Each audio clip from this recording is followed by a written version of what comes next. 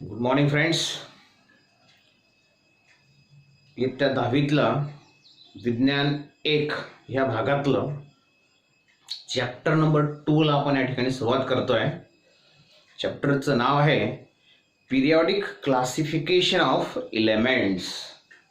Chapter number 2 from science 1.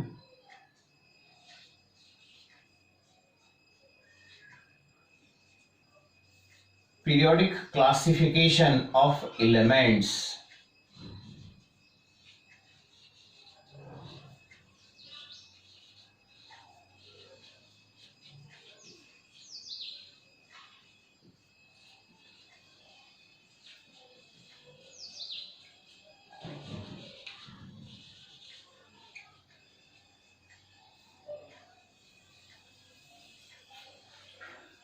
मित्रांनो, हे जे प्रकरण आहे हे तुम्हाला 10वी साठी तर महत्त्वाचं आहेच, त्याचबरोबर पुढच्या वर्गांसाठी म्हणजे 11वी असेल किंवा 12वी असेल त्यासाठी सुद्धा अतिशय महत्त्वाचं हे चॅप्टर आहे.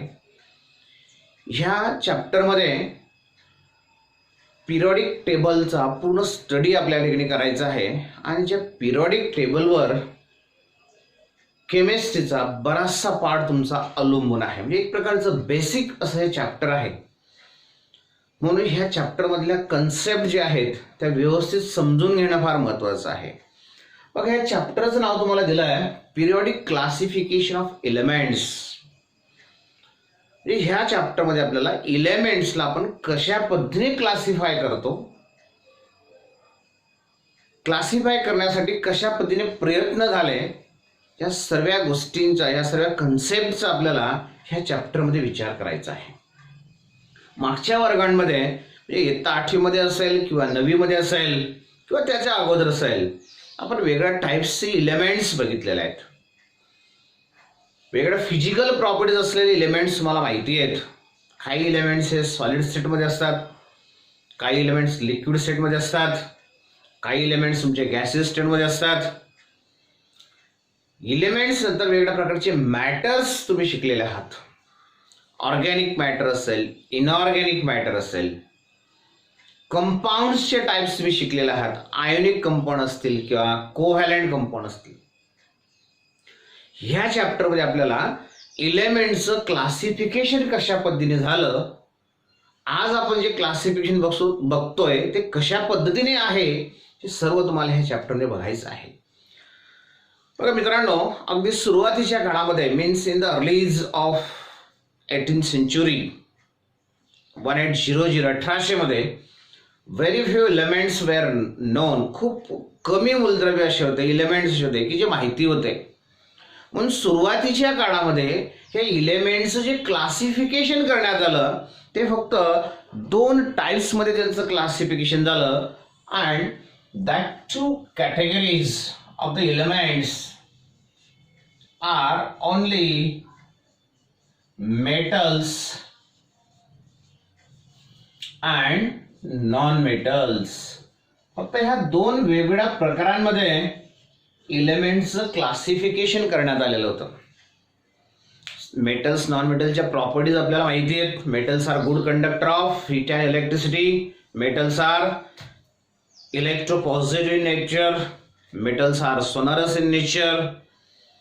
Metals having the metallic luster.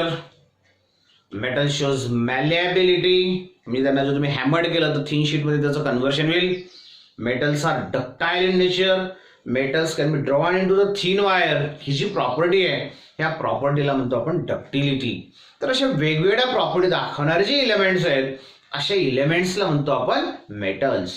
आणि याच्या अगदी उलट म्हणजे ह्या प्रॉपर्टी नसतील, याच्या अगदी उलट जर प्रॉपर्टी असतील तर ते असतील तुमच्या नॉन मेटल्सच्या. तर सुरुवातीच्या काळामध्ये जेव्हा खूप कमी एलिमेंट्स माहिती होते त्यावेळेस फक्त ह्या 2 टाइप्समध्ये एलिमेंट्सचं क्लासिफिकेशन झालं, मेटल्स अँड नॉन मेटल्स. पण काही कालावधीनंतर काही एलिमेंट असे होते की जे मेटल्सच्या पण प्रॉपर्टी दाखवायचे, नॉन मेटल्सच्या पण प्रॉपर्टीज दाखवायचे. मग अशा एलिमेंटला नेमकं काय म्हणायचं, मेटल्स म्हणायचं की नॉन मेटल्स म्हणायचं. म्हणून अशा एलिमेंटला नंतर याच्यातच ऍड करण्यात आलं मेटल्स, नॉन मेटल्स आणि त्याच्या सोबतच तिसरा प्रकार जोडण्यात आला आणि तो म्हणजे मेटॅलॉइड्स. असे इलेमेंट्स जे तुम्हाला मेटल्स, नॉन मेटल्स ह्या दोघांच्या प्रॉपर्टी दाखवतील अशा इलेमेंट्सला म्हटलं जायचं मेटॅलॉइड. तर ह्याला अगदी सुरुवातीचं क्लासिफिकेशन 1800 मधलं हे क्लासिफिकेशन आहे, ज्यावेळेस साधारणतः फक्त 30 इलेमेंट्स जे आहेत ते नोन होते. फक्त 30 इलेमेंट जे होते ते माहिती होते. मग याच्यानंतर जसजसं इलेमेंटच्या संख्येमध्ये भर पडत गेली, नवीन नवीन इलेमेंट जसे डिस्कवर्ड होत गेले, शोधले गेले, तसं वेगवेगळ्या सायंटिस्टने ह्या इलेमेंटचं क्लासिफिकेशन करण्याचा प्रयत्न केला. म्हणून मित्रांनो, सगळ्यात पहिला महत्वाचा प्रयत्न इलेमेंटला क्लासिफाय करण्याचा जो केला तो प्रयत्न करणारे सायंटिस्ट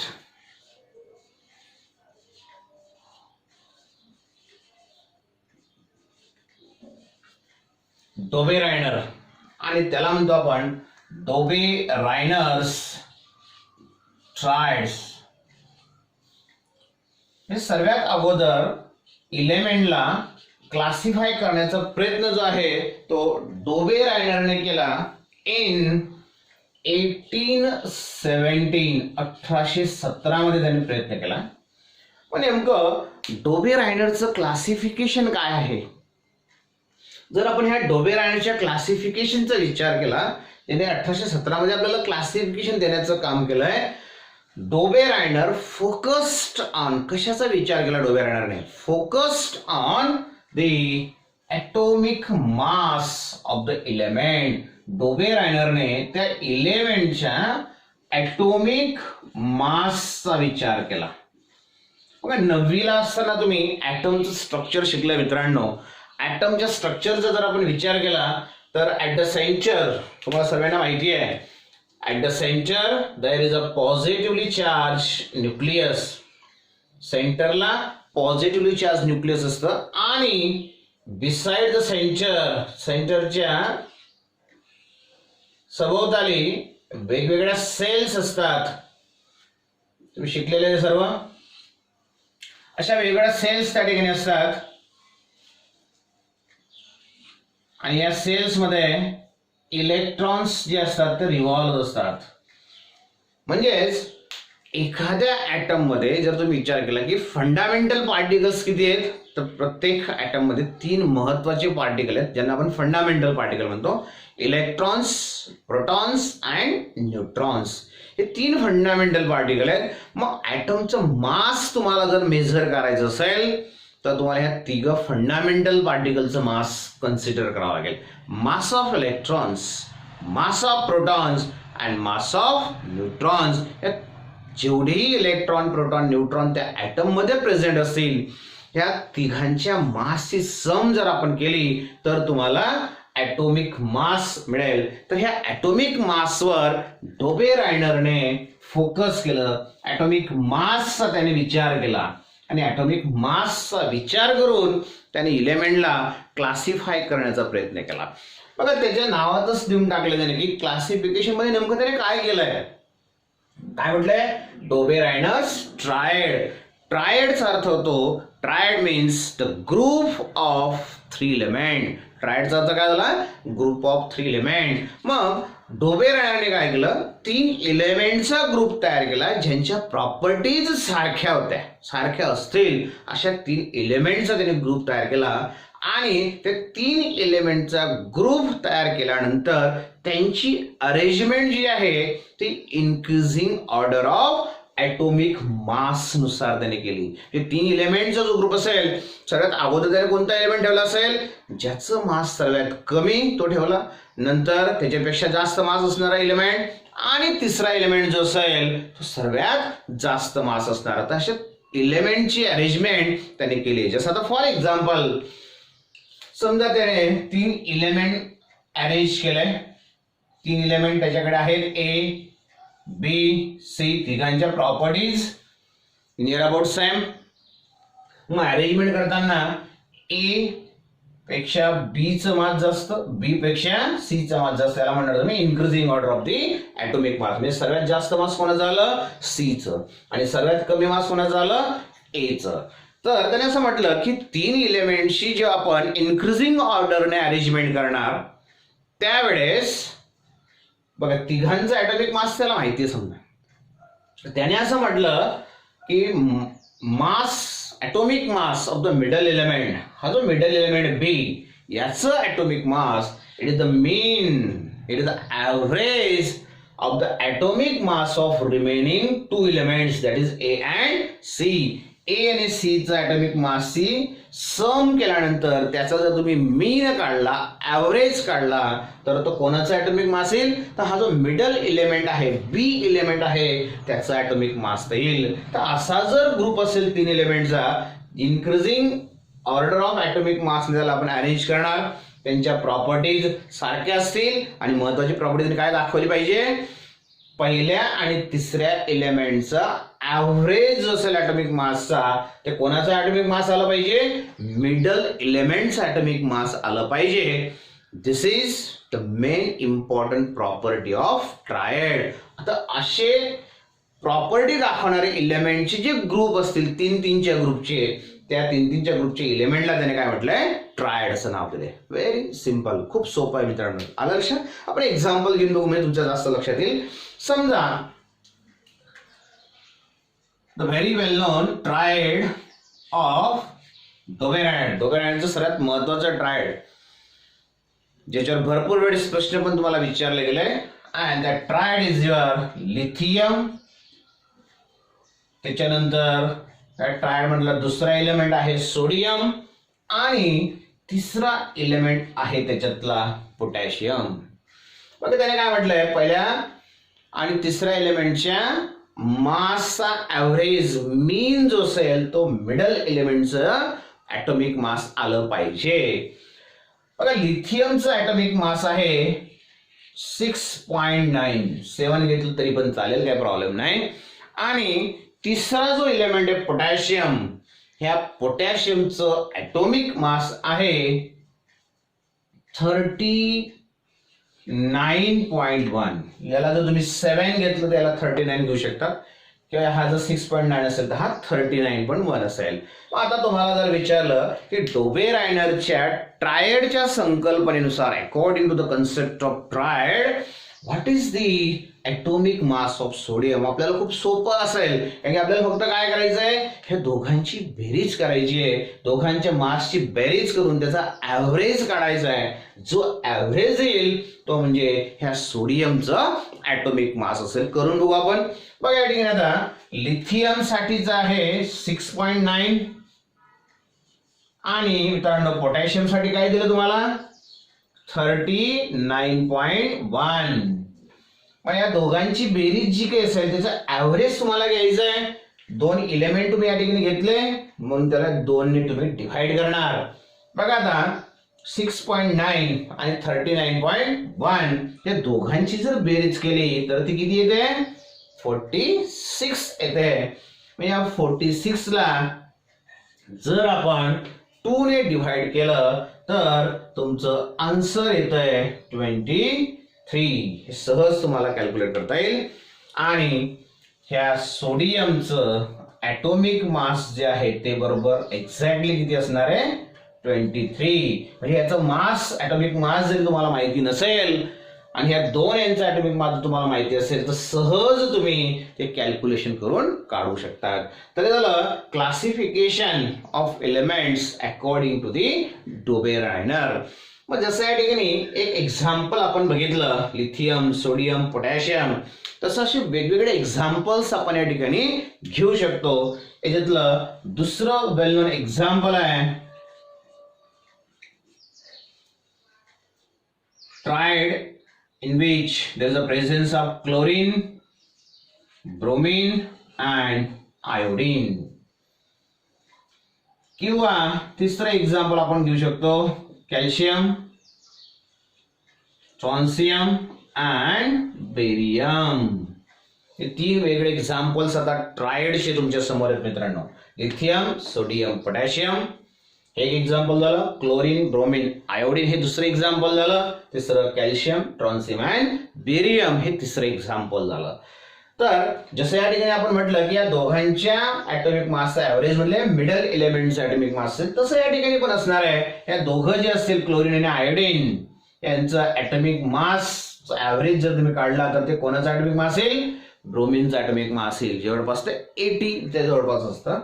तसंच कॅल्शियम आणि बेरियम ह्या दोघांच्या ऍटॉमिक मासचा जर ऍव्हरेज तुम्ही काढला then the average of the atomic mass is the atomic mass of middle element, that is your strontium. हे झालं classification of the elements according to the Dobereiner. तर मित्रांनो हे जे क्लासिफिकेशन आहे हे आज आपण रूल्ड आउट केलंय, हे आपण यूज करत नाही.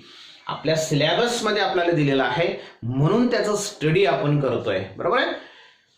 कारण की ह्या क्लासिफिकेशन नुसार जर आपण विचार केला की आज जे 118 एलिमेंट आहेत अशा 118 एलिमेंटचा तीनचा जर ग्रुप आपण करायचं ठरवलं तर प्रत्येक एलिमेंट ह्या डेफिनेशन मध्ये ह्या ट्रायड मध्ये फिक्स बसत नाही. म्हणून this classification is ruled out today. आज आपण हे क्लासिफिकेशन वापरत नाही, यूज करत नाही. ते ऍक्च्युली युजलेस आहे, फक्त तुमच्या सिलेबस मध्ये आहे किंवा एलिमेंटचे क्लासिफिकेशनची हिस्ट्री जी आहे ती इथून असं सुरुवात झालेली आहे म्हणून आपण त्याचा स्टडी करतोय. तर हे very first classification which was given by Dobereiner. याच्यावर तुम्हाला प्रश्न विचारला जाऊ शकतो.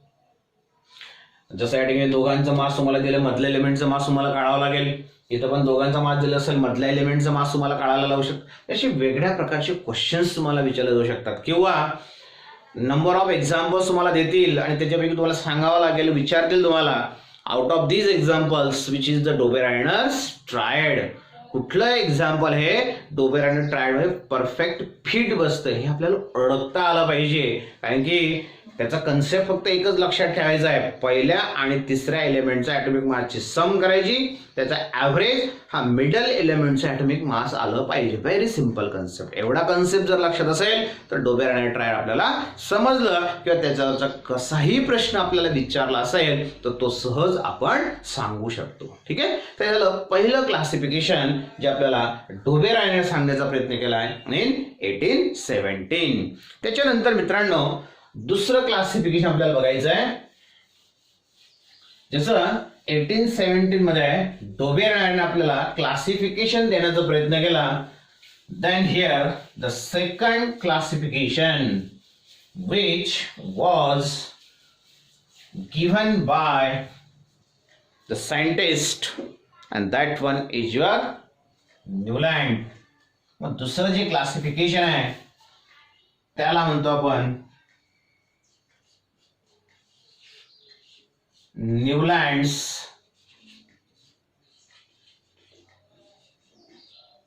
लॉ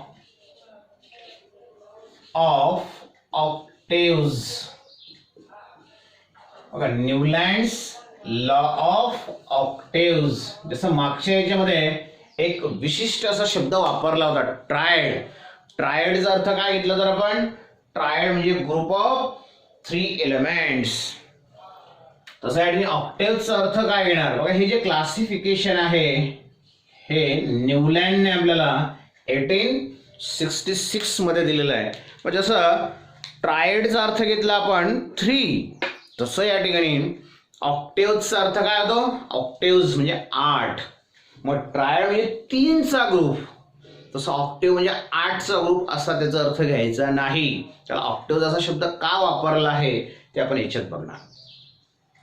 बघा या ठिकाणी आता जसं याच्या अगोदरच्या क्लासिफिकेशन म्हणजे डोबेरायनर मध्ये डोबेरायनर या सायंटिस्टने कशावर फोकस केला, ॲटॉमिक मासवर फोकस केलेला आहे, बरोबर आहे. तसं या ठिकाणी जर तुम्ही न्यूलँडच्या क्लासिफिकेशनचा विचार केला, again here Newland focus on the same property of the atom that is atomic mass. म्हणजे ह्या न्यूलँडने सुद्धा कशावर फोकस केलाय, ॲटॉमिक मासवर त्याने फोकस केला आहे. त्याने पण असं म्हटलंय atomic mass is the most fundamental property of an element. atomic mass हीच महत्वाची प्रॉपर्टी आहे असं न्यूलँडने पण आपल्याला सांगितलेलं आहे. पण मग अगोदरच्या क्लासिफिकेशन मध्ये आणि ह्या क्लासिफिकेशन मध्ये नेमका डिफरन्स काय आहे बघू आपण. बघा, Newland focus on atomic mass. Newland again arranged the elements in the increasing order of their atomic mass. पण त्याला नेमकं आपण ऑक्टेव्स असा शब्द का वापरला असेल त्याचं कारण आहे Newland classify the elements. He arranged the elements in this way in the increasing order of their atomic mass. त्याने एलिमेंटला अरेंज करण्यासाठी इन्क्रीजिंग ऑर्डर ऑफ atomic मासचा यूज केला आणि एका अरेंजमेंट मध्ये त्याने 7 एलिमेंट्स अरेंज केले. समजा तुमचा पहिला एलिमेंट असेल, नंतर हा दुसरा element, third, fourth, fifth, six and 7. 7 elements त्याने अरेंज केले आणि 8वा एलिमेंट जो त्याने अरेंज केला तो हे पहिल्याच्या खाली त्याने अरेंज केला. म्हणजे इथं कोणता एलिमेंट असेल तर तो 8वा एलिमेंट असेल. समजून घ्या कन्सेप्ट, महत्वाचा कन्सेप्ट आहे. तर 8वा एलिमेंट या ठिकाणी अरेंज केला. त्याने असं म्हटलं ह्या क्लासिफिकेशन मध्ये जेव्हा एलिमेंट्सला तुम्ही अरेंज करणार in the increasing order of their atomic mass, then every 8th element, 8वा जो एलिमेंट आहे इथून जर सुरुवात केली तर हा 8वा एलिमेंट आला. 1 2 3 4 5 6 7 हा 8वा. Every 8th element having same properties as that of the first. 8वा जो एलिमेंट आहे त्याच्या प्रॉपर्टीज कोणासारख्या असतात, फर्स्ट सारख्या असतात. जर मी समजा इथून सुरुवात केली असती तर 1 2 3 4 5 6 7 8 बरोबर आहे. तर याच्या खालचा जो 8वा आला असता, हा पहिला म्हटला असता मी तर इथं 8वा आला असता, तर त्याच्या ज्या प्रॉपर्टी आहे त्या पहिल्यासारख्या राहिल्या असत्या. एक्झाम्पल मध्ये आपण बघू त्यावेळेस तुम्हाला ते लक्षात येईल. जसं आता फॉर एक्झाम्पल समजा मी फर्स्ट एलिमेंट घेतला हायड्रोजन, त्याच्यानंतर घेतला मी लिथियम, त्याच्यानंतर beryllium, boron, carbon, nitrogen, oxygen, त्याच्यानंतर आहे फ्लोरीन, त्याच्यानंतर आहे sodium, magnesium, aluminium, silicon, phosphorus, sulphur, chlorine, त्याच्यानंतर आहे पोटॅशियम, त्याच्यानंतर आहे कॅल्शियम. मग आता एवढे एलिमेंट्स आपण या ठिकाणी लिहिले आहेत. तर न्यूलँडने नेमकं आपल्याला काय सांगितलं बघा, 1 2 3 4 5 6 7 एलिमेंटने अरेंज केले in the increasing order of their atomic मास. मग 7व्या नंतर येणारा 8वा एलिमेंट बघा, त्या ठिकाणी हा जर पहिला असेल तर हा 8वा एलिमेंट. तर त्याने असं म्हटलंय की 8वा एलिमेंट जो आहे त्याच्या प्रॉपर्टीज ह्या पहिल्या एलिमेंट सारख्या असतात. म्हणजे या ठिकाणी फ्लोरीनच्या प्रॉपर्टी कोणासारख्या आहेत, हायड्रोजन सारख्या आहेत. समजा मी आता याला पहिला एलिमेंट म्हटलं असतं तर 1 2 3 4 5 6 7 8. याला जर मी पहिला म्हटलं तर हा तुमचा 8वा एलिमेंट येईल. पण पहिला आणि 8व्या एलिमेंटच्या प्रॉपर्टी परत सारख्या, म्हणजे लिथियम आणि सोडियमच्या प्रॉपर्टी सारख्या. याला मी फर्स्ट म्हटलं सर बघा, हा फर्स्ट एलिमेंट आहे 1 2 3 4 5 6 7 आणि हा 8. म्हणजे सोडियम आणि पोटॅशियमच्या प्रॉपर्टी परत सारख्या आहे. म्हणजे प्रत्येकी 8वा जिथून तुम्ही सुरुवात करणार तिथून 8वा एलिमेंट जो आहे त्याच्या प्रॉपर्टी ह्या पहिल्या एलिमेंट सारख्या असतात. म्हणून त्याने 8व्या एलिमेंटच्या प्रॉपर्टी पहिल्यासारख्या असतात म्हणून त्याने कुठला शब्द वापरला, ऑक्टेव्स असा हा शब्द वापरला. न्यूलँडचा अष्टकचा नियम असं त्याला मराठीमध्ये म्हणत असतो. तर हायड्रोजनच्या प्रॉपर्टी फ्लोरीन सारख्या, फ्लोरीनच्या प्रॉपर्टी क्लोरीन सारख्या, म्हणजे प्रत्येकी 8व्या एलिमेंटच्या प्रॉपर्टी सारख्या असतात. बघा ह्या तिघांच्या प्रॉपर्टी सारख्या, ह्या तिघांच्या प्रॉपर्टीज सारख्या, परत या तिघांच्या प्रॉपर्टीज सारख्या. When elements are arranged in the increasing order of their atomic mass, then every 8th element shows the similarities in the properties with that of the first. This is the Newlands law of octaves. बघा जसं आपण भारतीय संगीतामध्ये तुम्ही बघितलं 7 स्वर आपण बघतो. सा, रे, ग, म, प, ध, नी. 7 झाले. परत नी नंतर काय तर परत सा येतो, म्हणजे 8वा जो येतो पहिल्याला मॅच करतो. म्हणजे पहिल्याने 8वा परत काय आला सारखा. म्हणजे तसं उपमा त्याने या ठिकाणी दिली आहे. जसं भारतीय संगीतातले 7 स्वर आहेत, 8वा स्वर परत पहिल्यासारखाच असतो, तसं या ठिकाणी 8व्या एलिमेंटच्या प्रॉपर्टी परत पहिल्यासारखेच असतात. तर हे क्लासिफिकेशन देण्याचं काम आपल्याला न्यूलँडने केलंय. 8व्याच्या प्रॉपर्टीज पहिल्यासारख्यात म्हणून त्याने काय म्हटलंय, ऑक्टेव्स हा शब्द वापरलाय. परंतु मित्रांनो त्यावेळेस म्हणजे 1866 मध्ये इन 1866 जेवढे इलेमेंट्स नोन होते तेवढे इलेमेंट त्याने क्लासिफाय करण्याचा प्रयत्न केलाय. सर्वात लाइटेस्ट इलेमेंट्स जो न्यूलँड यूज केला आहे तो आहे हायड्रोजन. हायड्रोजन पासून त्याने सुरुवात केली आणि एंड जो आहे it start with the hydrogen. Lightest element त्याचा हायड्रोजन होता आणि हेवीएस्ट इलेमेंट जो होता तो थोरियम होता. तर याच्यामधले जेवढे काही इलेमेंट डिस्कवर्ड झाले एवढ्या इलेमेंटला त्याने क्लासिफाय करण्याचा प्रयत्न केला. असे किती इलेमेंट होते तर टोटल त्यावेळेस म्हणजे 1866 मध्ये जे काही डिस्कवर्ड झाले इलेमेंट होते त्यांची संख्या होती जवळपास 56. तर ह्या 56 इलेमेंटला त्याने क्लासिफाय करण्याचा प्रयत्न केलाय. बघा जर तुम्ही एका रोचा विचार केला तर एका रो मध्ये 7 इलेमेंट्स आहेत, बरोबर आहे. आणि टोटल ही first row, second row, third row, fourth row अशा 8 वेगळ्या रोज मध्ये त्याने क्लासिफाय केलं. मग तुम्ही 7 into 8 जर केलं तर 7 into 8 झालं तुमचा 56. आणि या सर्व इलेमेंटला जे जे 56 पोझिशन्स तयार झाल्या तेवढ्या याच्यात त्याने ऍडजस्ट करण्याचा प्रयत्न केला. म्हणून ह्याच्यामध्ये भरपूर असे ड्रॉबॅक्स आहेत.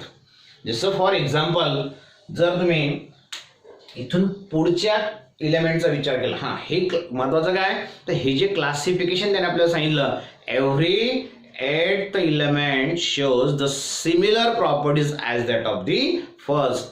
हे एलिमेंट परफेक्ट लागू पडतं पण कुठपर्यंत फक्त अप टू कॅल्शियम पर्यंत.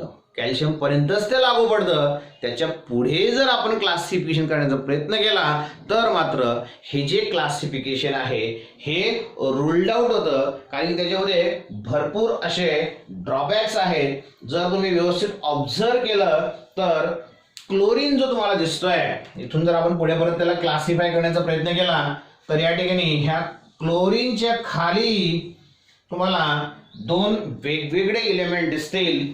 एक असेल तुमचा कोबाल्ट आणि दुसरा असेल तुमचा निकेल. तसंच बोरॉन, ॲल्युमिनियम तुम्हाला दिसतंय बघा, तिथं बोरॉन आहे, ॲल्युमिनियम आहे, त्याच्या खाली क्रोमियम आहे. इथं परत क्लासिफिकेशन केलं तर क्रोमियम, इट्रियम आणि बघा हा जो इट्रियम आहे ह्या इट्रियमच्या खाली परत 2 वेगळे इलेमेंट्स त्याने ठेवले आहेत. And that one is your cerium and lanthanum. Cerium पण त्या ठिकाणी ठेवलाय, लॅन्थॅनम पण त्या ठिकाणी ठेवलेला आहे. म्हणजे एकाच ठिकाणी एकच इलेमेंट असला पाहिजे पण इथं एकाच ठिकाणी 2 इलेमेंट त्या ठिकाणी तुम्हाला दिसतील. तसंच जर तुम्ही 6व्या पोझिशनचा जर विचार केला नायट्रोजन तुम्हाला दिसतोय, फॉस्फरस पण तुम्हाला दिसतोय, त्याच्या खाली Mn आणि ह्या Mn च्या खाली अर्सेनिक. हे ड्रॉबॅक काय तुमचं ते सहज लक्षात येऊ शकतं.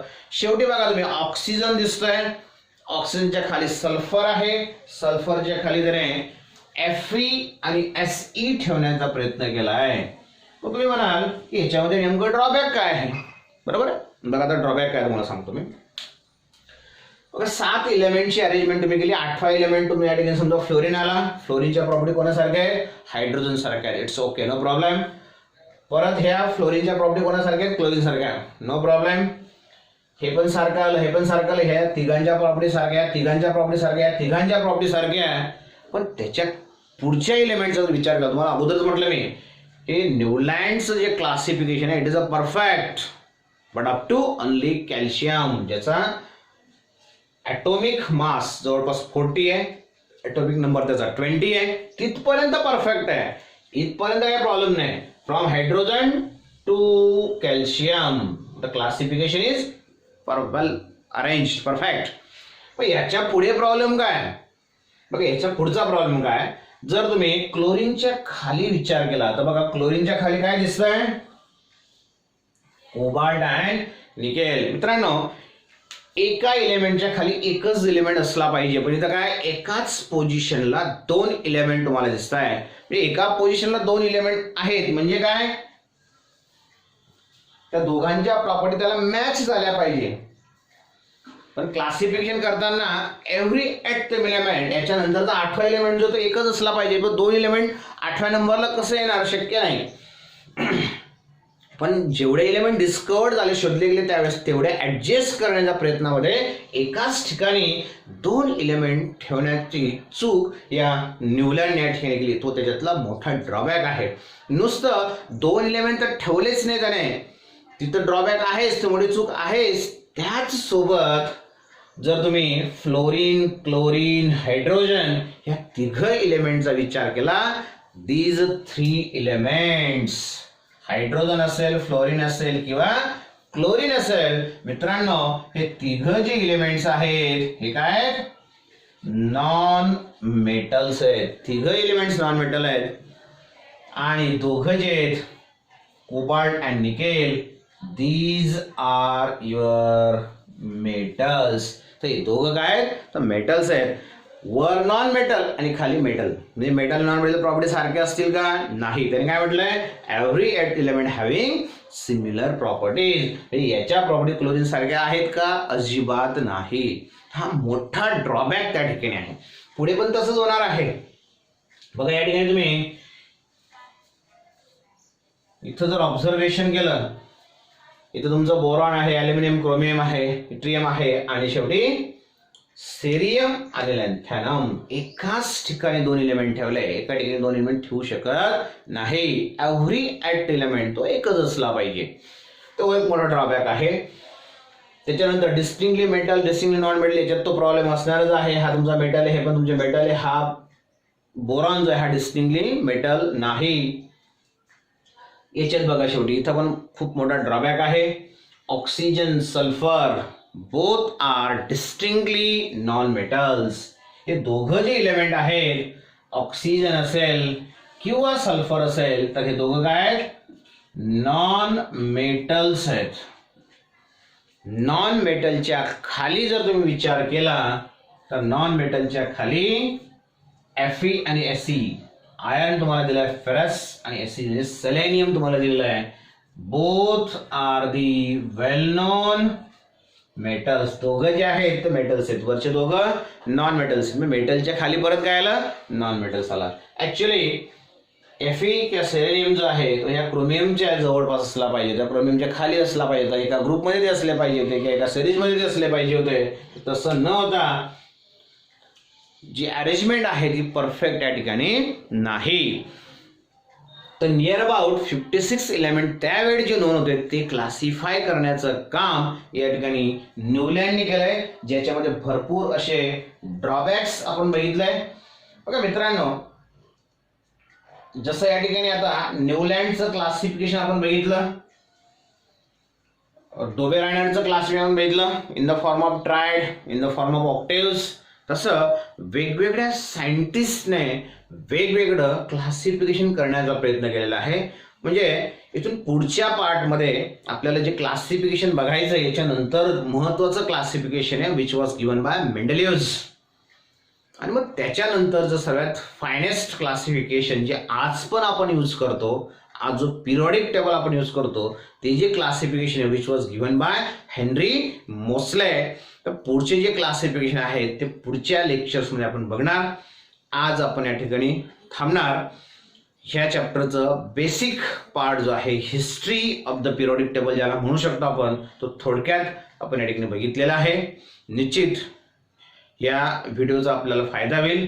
थोडंसं व्हिडिओ ऐकत असताना ब्लॅकबोर्ड रायटिंग जे झालेलं असेल ते तुम्ही थोडंसं लिहून घेण्याचा प्रयत्न करा. व्हिडिओ एकपेक्षा जास्त ऐकण्याचा प्रयत्न करा, हे आपल्याला थोडंसं क्लिअर होईल. काही डाऊट्स असतील तर आपण ते मला पर्सनली विचारू शकतात. मित्रांनो, तुम्हाला जर व्हिडिओ आवडला असेल तर निश्चित लाईक करा, शेअर करा आणि चॅनल सबस्क्राईब करायला विसरू नका. DSP केमिस्ट्री स्टडी सेंटर असं आपलं चॅनल आहे. या चॅनलच्या माध्यमातून वेगवेगळे व्हिडिओज मी तुमच्यासाठी अपलोड करणार आहे. कुठले तुमचे डाऊट्स असतील तर ते आपण या ठिकाणी या व्हिडिओच्या माध्यमातून म्हणा, पर्सनली म्हणा, फोनच्या माध्यमातून म्हणा, व्हॉट्सअपच्या माध्यमातून म्हणा, ते आपण सॉल्व्ह करणार, जेणेकरून तुमची तयारी झाली पाहिजे. हाच एक उद्देश या ठिकाणी आहे. तर मित्रांनो, डेफिनेटली तुम्हाला ह्या व्हिडिओचा फायदा होणार आहे. आज आपण या ठिकाणी थांबणार. नंतरचं क्लासिफिकेशन जे आहे ते नंतरच्या लेक्चर्समध्ये आपण बघणार. थँक्यू.